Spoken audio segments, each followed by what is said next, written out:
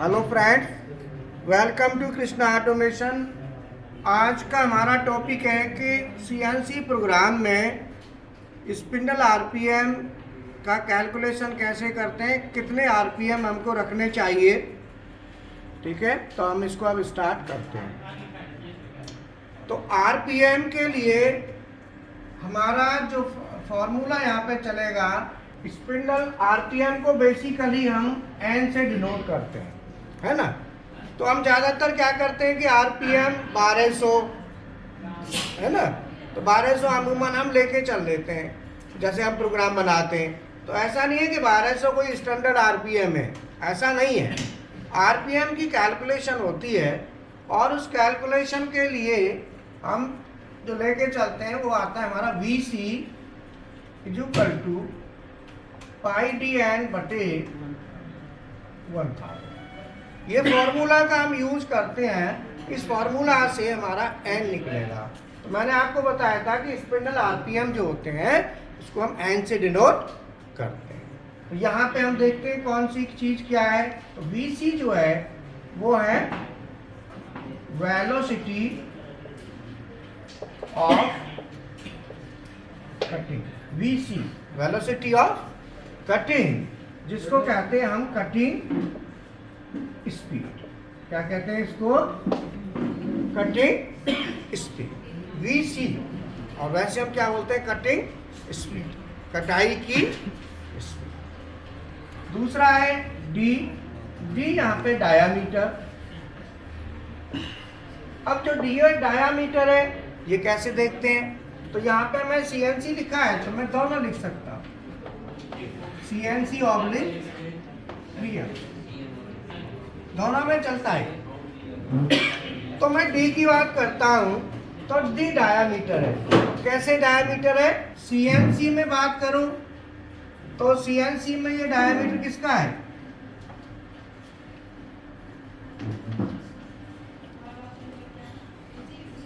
Work piece का diameter. भाई CNC में किसका चलता है? वर्क पीस का।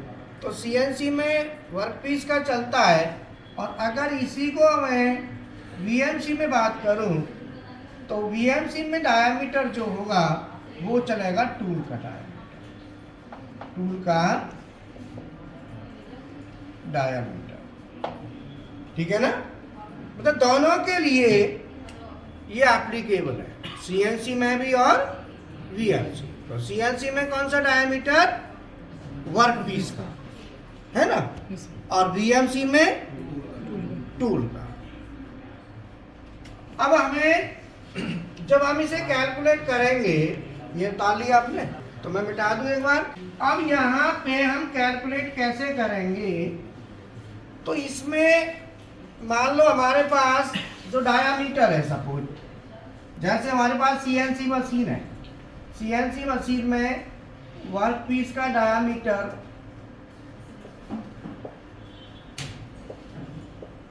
जो वर्क पीस पे हमें टूल चलाना है, मान लो वह है डाया 40। कितना डाया? 40। 40 का डायामीटर है CNC मशीन में। अब 40 के बाद डायामीटर पर चलाना है, कितने आरपीएम होंगे? और मान लो हमारे पास VMC मशीन है, तो VMC में क्या चलता है? टूल। अब मान लो टूल का डायामीटर जो हैंड मिल है, तो डायामीटर कुछ भी हो सकता है। तो डायामीटर मान लो 8 है, 10 है या डाया 10 जो भी है। तो अब बात आती है यहाँ पे कि जो हम कैलकुलेट करेंगे स्पिंडल आरपीएम वो कैसे करेंगे? तो इसमें फॉर्मूला में दोबारा लिखता हूँ। फॉर्मूला क्या था? VC equal to pi D N बटे 1000।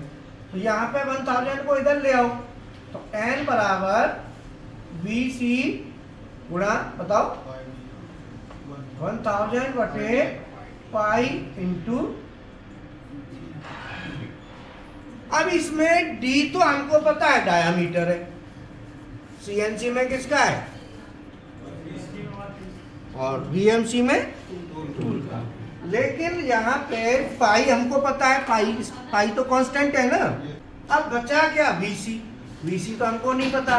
तो वीसी क्या है, ये वेलोसिटी ऑफ कटिंग, जो कटिंग स्पीड होती है, ये मटेरियल की पहले से ही डिसाइडेड रहती है कि कितनी है। पहले से ही जो भी मटेरियल पे आप काम करेंगे, सभी मटेरियल की कटिंग स्पीड स्टैंडर्ड चलती है, जिसमें मैं मटेरियल के साथ आपको बता देता हूँ। जैसे मान लो हमारे पास एल्युमिनियम है, एल्युमिनियम की 150 से लेके 250 मीटर पर मिनट जो है कितनी होती है, 150 से 250, और इसकी जो यूनिट है वो क्या है, मीटर पर मिनट। ठीक है। अगर ये 1000 का भाग नहीं देते ना इसमें, तो mm पर मिनट होती। 1000 का भाग दिया है तब ये इसीलिए मीटर पर मिनट आती है, नहीं तो ये बड़ी संख्या हो जाती। अगर हमारा low carbon steel, low carbon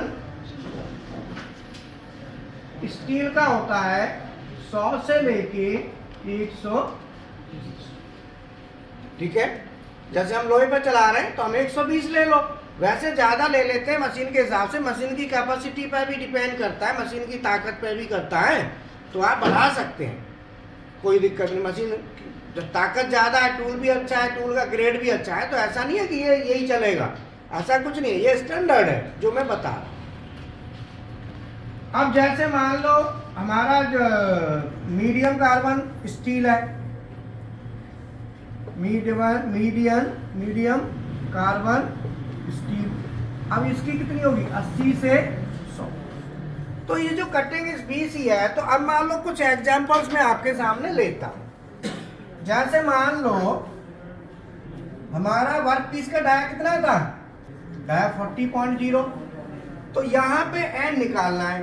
तो सबसे पहले हम बात करेंगे वर्क पीस का मटेरियल क्या है। मान लो एल्युमिनियम है, क्या है, एल्युमिनियम का वर्क पीस है, तो हम निकालेंगे इस फॉर्मूला में एन बराबर वीसी कितना रहेगा वहाँ, मान लो 150 इंटू 1000 बटे पाई का मान 3.14 इंटू डी कितना है 4। अब बताओ कितना है। और एक ना डायामीटर 20 पे भी मैं निकाल देता हूँ, ये 40 और 20 है, तो डायामीटर 20 के लिए एन बराबर 150 गुणा 1000 बटे 3.14 इंटू 20। दोनों कंडीशन में बताओ कितना है। 40 का 1190 को ऐसा है, इन्होंने निकाला स्टूडेंटों ने, ज्यादा कम हो देख लेना, कहीं कहो कि सर ये कह रहे इतना है, स्टूडेंटों ने कहा स्टूडेंट भी दिखा दूं। कैलकुलेशन इन्होंने करी है भाई। और अगर डायामीटर 20 कर देंगे तो कितना हो जाएगा, बोलो 2200 2388। तो आपने अब समझ में आया कैसे कैलकुलेशन करते हैं, क्लियर हुआ ना। तो सबसे पहले आपको क्या देखना है, मटेरियल देखना है कि मटेरियल कौन सा है, तब मटेरियल देख के ही आपको क्लियर, बोलो समझ में आया। अब क्वेश्चन आता है यहाँ पे, क्या क्वेश्चन आता है, क्वेश्चन आता है कि जो हम ले रहे हैं, इसमें एक चीज और देख लो कि जैसे मशीनिंग करते हैं हम, आरपीएम हम लेते हैं, तो आरपीएम की कैलकुलेशन कटिंग स्पीड के थ्रू चलती है, ये फॉर्मूला से आपने समझ लिया। अब आप देखो कि आरपीएम का डायामीटर से क्या रिलेशन है। अगर हम रिलेशन क्रिएट करें तो एक होता है ना कि आरपीएम को बढ़ाएंगे, सॉरी डायामीटर को बढ़ाएं तो आरपीएम पे क्या इफेक्ट होगा, तो आप लोग बताएंगे। अगर मैं डायामीटर को इंक्रीज करता हूं तो आरपीएम पे क्या इफेक्ट होगा, बोलो, कम होगा। अब कम क्यों चाहिए, कम क्यों होगा, ये भी रीजन है, और कम क्या होना चाहिए, ये भी रीजन है, अभी बताता हूं। तो पहले तो इससे निकल के आया कि n इज प्रोपोर्शनल 1/d। पहले तो ये समझ लो, डायामीटर के ये इनवर्सली प्रोपोर्शनल है। डायामीटर बढ़ेगा तो n, और डायामीटर घटेगा तो n। ये इंटरव्यू में पूछा जा सकता है, तो आपने ऐसे बताना है। बोलो क्लियर है। अब क्वेश्चन आता है, डायमीटर बढ़ने पे आरपीएम कम क्यों होना चाहिए।